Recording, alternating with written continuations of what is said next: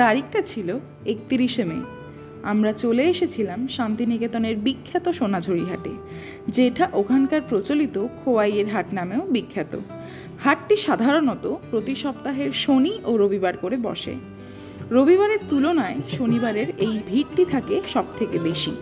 সকাল 11টা থেকে প্রায় সন্ধে নামার আগে পর্যন্তই খোলা থাকে হাটটি। হাটে ঢোকার সঙ্গে সঙ্গে নানা রকমারি জিনিস দেখে চোখ ধাঁধিয়ে গিয়েছিল, কারণ সেখানকার সব জিনিস ছিল নিখুঁত হাতের তৈরি। এই স্টলটিতে ব্লাউজের পিস শুরু হয়েছিল 200 থেকে। হাতে তৈরি এই সুন্দর নেমপ্লেটগুলির দাম শুরু হয়েছিল 300 থেকে। এছাড়াও ছিল বিভিন্ন অক্সিডাইজড ও হ্যান্ডমেড জুয়েলারির অফুরন্ত সম্ভার, যা সাধারণত মেয়েদের তাক লাগিয়ে দেওয়ার জন্যই যথেষ্ট। এই হাটে লেদারের ব্যাগগুলি সাধারণত শুরু হয় 150 থেকে।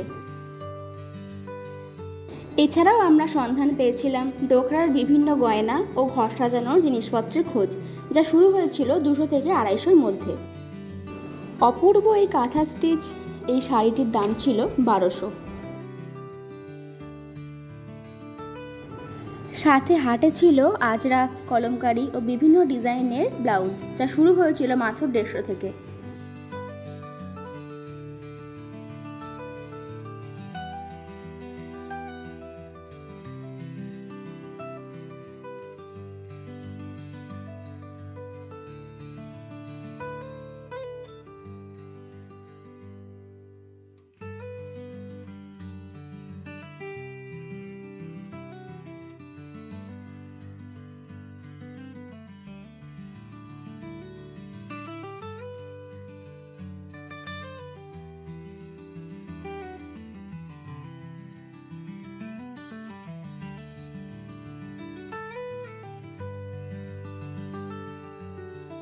এই স্টলটায় ছিল ওড়না, স্টোল ও বিভিন্ন রকম কুর্তি।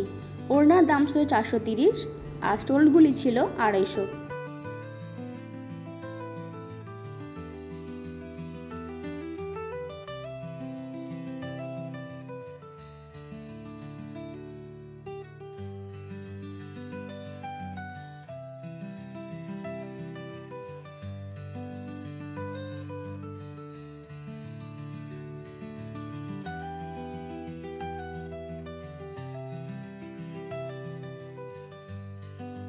ছেলেদের পাঞ্জাবি শুরু হয়েছিল 450 থেকে। মেয়েদের এই কুর্তিটির দাম ছিল 600।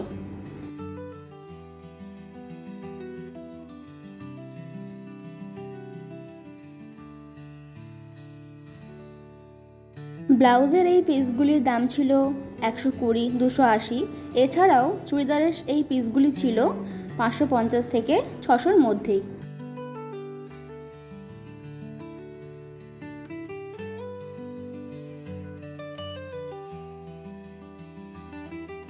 সোনাঝুরি হাটে ওই দিন আমরা আরও একটি বিশেষ মুহূর্ত উপভোগ করেছিলাম, সেটা ওখানকার আদিবাসী নৃত্য।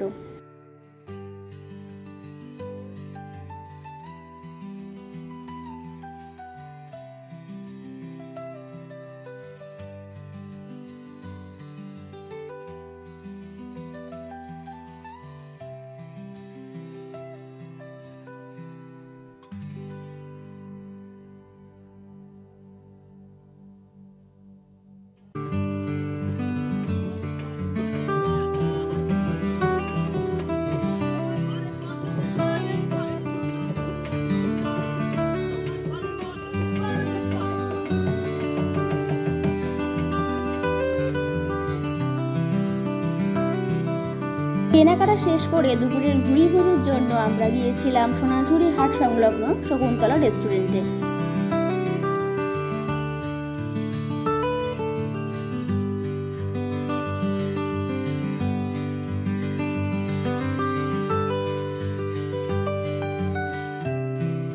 রেস্টুরেন্টের আপার ফ্লোরে বসে খাওয়ার ইচ্ছা থাকলেও সেই দিনের জন্য সেটি বন্ধ ছিল, তাই আমরা গ্রাউন্ড ফ্লোরে এই দুপুরের মধ্যাহ্নভোজটি সেরেছিলাম।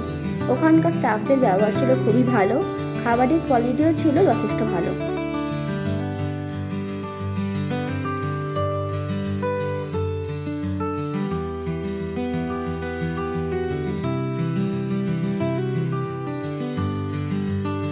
আমাদের এই ভিডিওটি যদি আপনাদের ভালো লেগে থাকে তবে অবশ্যই লাইক শেয়ার করবেন এবং পাশে থাকবেন।